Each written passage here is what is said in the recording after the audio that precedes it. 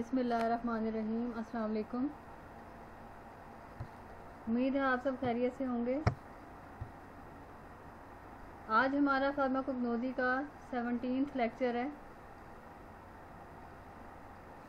हमने chapter 10A का जो है ग्लाइकोसाइड स्टार्ट की हुई है, ड्रग्स की क्लास।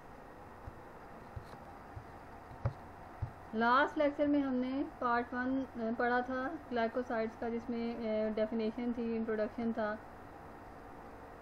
क्लासिफिकेशन थी, ग्लाइकोसाइड्स की डिटेल्ड क्लासिफिकेशन थी। तो ग्लाइकोसाइड्स में हमने पढ़ा था, उसका थोड़ा सा ब्रीफ इंट्रोडक्शन आज दोबारा से कर लेते हैं।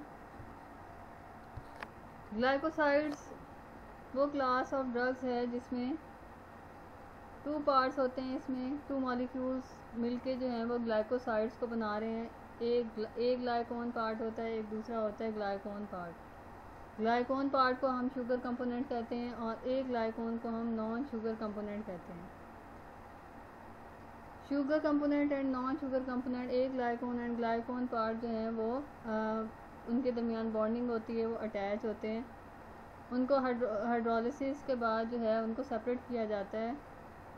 हाइड्रोलिसिस किसी भी तरह से की जा सकती है, किसी केमिकल के थ्रू या फिर एंजाइमेटिक हाइड्रोलिसिस के थ्रू जो है इन 2 पार्ट्स को अलग किया जाता है। अब इसमें केमिकली एक्टिव जो है वो कौन सा पार्ट है? केमिकली एक्टिव पार्ट जो है वो एक ग्लाइकोन पार्ट है। एक ग्लाइकोन पार्ट जो है वो केमिकली एक्टिव है, केमिकल एक्टिव, और उसने थेरेप्यूटिक एक्टिविटी बॉडी में जाके परफॉर्म करनी है।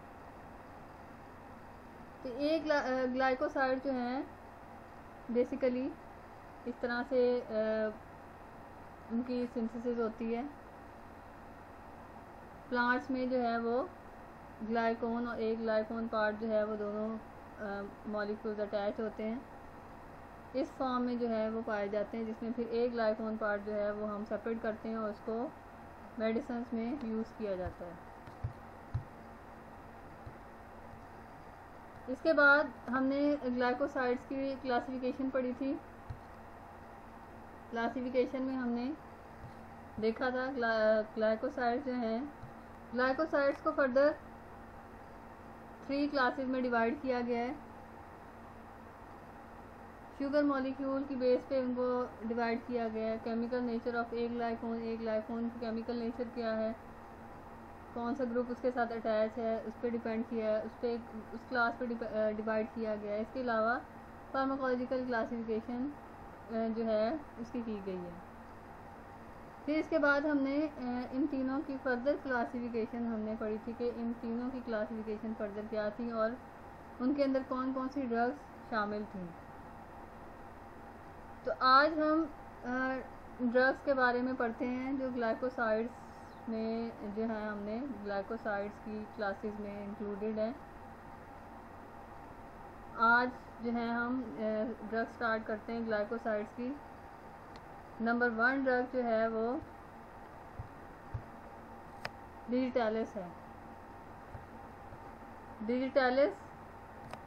डिजिटालिस को आम ज़बान में हम जहरुल कशात बीन कहते हैं। डिजिटालिस जो है वो कार्डियो एक्टिव ग्लाइकोसाइड, फार्माकोलॉजिकल जो क्लासिफिकेशन थी उसमें कार्डियो एक्टिव ग्लाइकोसाइड्स की कैटेगरी में था। इसके अलावा स्टीरोल ग्लाइकोसाइड जो हैं, जब हमने उसकी एक ग्लाइकोन पार्ट की बेस पे जो क्लासिफिकेशन पढ़ी थी, तो स्टीरोल ग्लाइकोसाइड्स क्लास में जो है वो डिजिटालिस उसकी एग्जांपल थी। तो डिजिटालिस जो है वो उसकी लीव्स यूज़ किए जाते हैं ड्राई फॉर्म में लीव्स को यूज़ किया जाता है। इसका प्लांट जो है वो स्मॉल साइज़ का होता है। उसके जो उसके लीव्स हैं उसमें जो है वो केमिकल कॉन्स्टिट्यूएंट्स पाए जाते हैं जो मेडिसिन में फिर यूज़ किए जाते हैं। नेक्स्ट इसके बारे में है बायोलॉजिकल सोर्स क्या है इसका। Part 2 dried leaves of digitalis purpurea. Dried leaves, उसके पत्ते जो हैं वो ड्राई करके यूज़ किए जाते हैं। डिजिटालिस पर्प्यूरी की बोटानिकल नेम है उसका। फैमिली इसकी है स्क्रोफुलरिएसी। स्क्रोफुलरिएसी फैमिली से ये बिलोंग करती है डिजिटालिस। क्या प्रोनाउंसिएशन होगी? स्क्रोफुलरिएसी इसकी फैमिली है। ज्योग्राफिकल सोर्स इसका है यूरोप है, यूएसए है, कनाडा है। यहाँ पे ज़्यादा तादाद में जो है वो डिजिटालिस को ग्रो किया जाता है, वहाँ पे पाई जाती है डिजिटालिस। नेक्स्ट है chemical constituents. Digitoxin and sugar, for example glucose है। जो मेन केमिकल कॉन्स्टिट्यूएंट इसमें पाया जाता है जिसने जो आगे जाके वर्क करना है एज ए कार्डियो एक्टिविटी जो है उसने परफॉर्म करनी है, जो बेसिकली हार्ट के लिए इसको यूज़ किया जा रहा है। तो डिटॉक्सिन जो है इसको यूज़ किया जा रहा है मेडिसिन में। तो मेन केमिकल कॉन्स्टेंट इसमें पाया जाता है वो डिटॉक्सिन है और डिटॉक्सिन है। यूजेस इसके क्या हैं? जैसे मैंने पहले बताया कार्डियो एक्टिव ग्लाइकोसाइड है ये।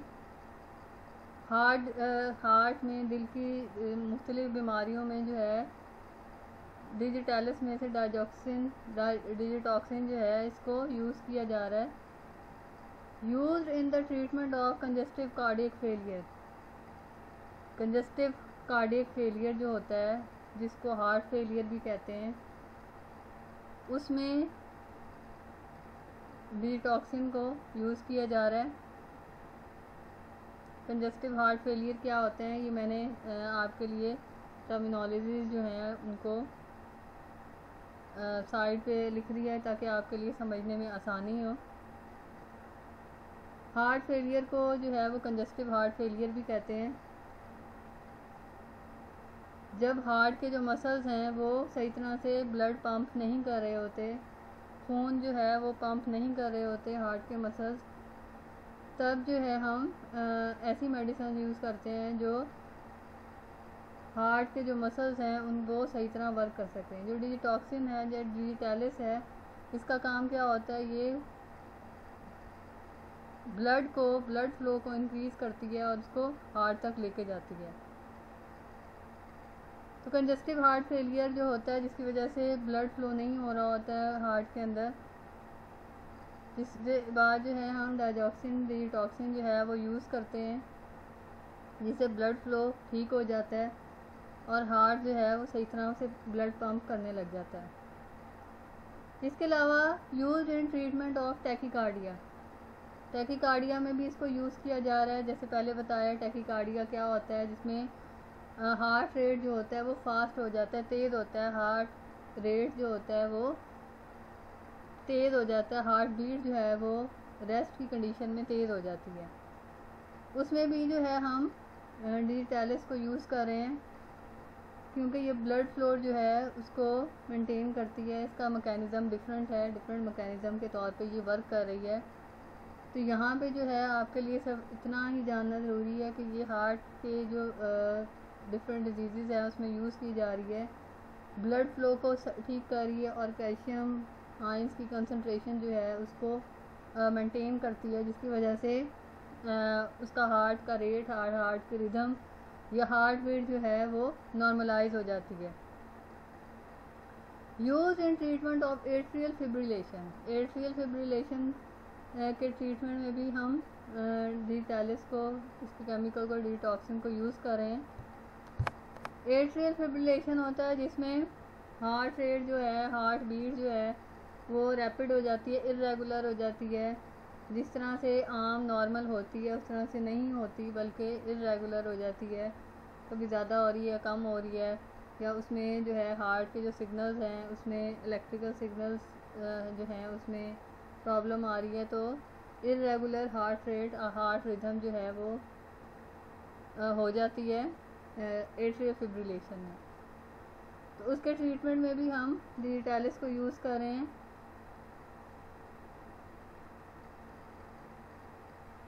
यूज इन एट्रियल फ्लटर में भी, एट्रियल फ्लटर में भी यूज़ हो रही है। इसमें यहाँ पे मेंशन नहीं किया हुआ, हमने साथ में लिखा है, बताया गया आपको। उसमें जो है रिदम, ऐसा रिदमिक डिसऑर्डर है जिसमें हार्ट के जो चैम्बर्स हैं वो बीट करते हैं टू क्विकली। तो ये डिजिटैलिस है, बहुत इंपॉर्टेंट ड्रग है ये हार्ट डिजीज़ में। इसको यूज़ किया जा रहा है हार्ट की ट्रीटमेंट में, डिफरेंट कंडीशन में जो है इसको यूज़ किया जा रहा है डिजिटैलिस को। यूज़ है डायूरेटिक के तौर पे भी यूज़ किया जा रहा है। इंक्रीज यूरिनेशन करता है कि अगर बॉडी में फ्लूइड जो है वो जमा हो गया है तो उसमें भी उसको फ्लूइड को रिमूव करने के लिए भी डिजिटैलिस को यूज़ किया जा रहा है। तो ये इसके यूजेस से डिजिटैलिस के कंजस्टिव हार्ट फेलियर में है, टैकीकार्डिया में, एट्रियल फिब्रिलेशन में एज ए डायूरेटिक के तौर पे यूज़ हो रहा है। एट्रियल फ्लटर में भी यूज़ हो रहा है। ये थी डिजिटैलिस की ड्रग। नेक्स्ट ड्रग आज हम ग्लाइकोसाइड्स की जो पढ़ रहे हैं वो है सेना। सेना जो है एंथ्राकोइनोन ग्लाइकोसाइड्स हैं ये। सेना जिसको हम सना मक्खी भी कहते हैं आम जुबान में, इसके लीव्स को ड्राई करके, पत्तों को ड्राई करके उसको यूज़ किया जाता है ड्रग में। तो ये इसका प्लांट है जो आपको नज़र आ रहा है, उसके लीव्स जो हैं उनको ड्राई करके ड्राई फॉर्म में यूज़ किया जाता है। Next senna. Biological source parts use. There are 2 commercial varieties of senna derived from leaves.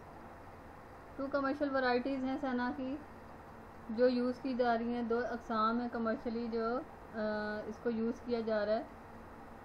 Alexandrine senna है एक, obtained from plant cassia acutifolia. Alexandrian senna है और अलेक्जेंड्रा में जो है ये इसको ग्रो किया जाता है, इस वजह से इसका नाम अलेक्जेंड्रियन सेना कहा गया है। इसके प्लांट का नेम है कैसिया एक्यूटिफोलिया।